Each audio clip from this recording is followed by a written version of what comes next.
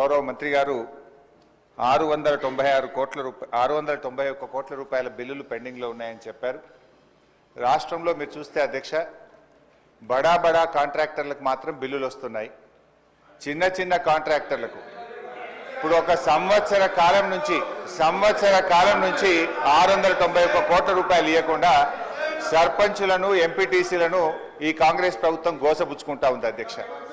చివరికి ఆ సర్పంచులు, ఎంపీటీసీలు గవర్నర్ గారిని కలిసి మొరబెట్టుకున్నారు, మంత్రుల్ని కలిసి మొరబెట్టుకున్నారు.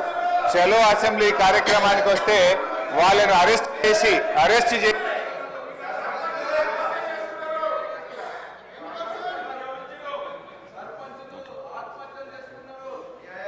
స్పీకర్ సార్, సభను కొంచెం ఆర్డర్లో పెట్టండి. స్పీకర్ సార్, 2 రోజులు మొన్ననే ట్రైనింగ్ ఇచ్చింది, ఇదేనా సార్ ట్రైనింగ్? సార్ అధ్యక్ష, బీఆర్ఎస్ పాలనలో తెలంగాణ పల్లెలు అద్భుతంగా కేసీఆర్ గారి నాయకత్వంలో తీర్చిదిద్దబడ్డాయి. పల్లె ప్రగతి, పట్టణ ప్రగతి అనే కార్యక్రమం పెట్టి ప్రతి నెల పల్లె ప్రగతి కింద గ్రామాలకు 275 కోట్లు ఇచ్చాం, పట్టణ ప్రగతి కింద 150 కోట్ల రూపాయలు ఇచ్చాం. కానీ కాంగ్రెస్ ప్రభుత్వం వచ్చిన తర్వాత ఈ ఏడాది కాలంలో పల్లె ప్రగతి, పట్టణ ప్రగతి కింద 1 రూపాయి కూడా గ్రామ పంచాయతీలకు ఇవ్వకుండా పోవడం వల్ల ఈ రోజు ఈ సమస్య వచ్చింది అధ్యక్ష. ఇది నేను చెప్తున్నది కాదు, కేంద్ర ప్రభుత్వం చెప్పింది. దేశంలో ఉత్తమ గ్రామ పంచాయతీల అవార్డులు ప్రకటిస్తే టాప్ 20 అవార్డ్స్ లో 19 అవార్డులు తెలంగాణ రాష్ట్రానికి వచ్చాయి. 20లో 19 తెలంగాణకు తెచ్చిన ఘనత కేసీఆర్ గారిది, బీఆర్ఎస్ ప్రభుత్వాన్ని. సో ఆ రకంగా పల్లెలు చేశాం.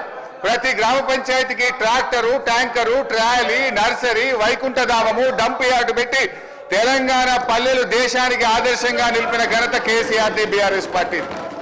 అధ్యక్ష, మేము గౌరవనీయులు మంత్రి గారిని కోరేది ఒక్కటే, ఇవాళ ఈ ప్రభుత్వం వచ్చిన తర్వాత ఎస్ఎఫ్సి నిధులు విడుదల కావట్లేదు. ఈజీఎస్ నిధులు కేంద్ర ప్రభుత్వం ఇచ్చినా డైవర్ట్ చేసినారు.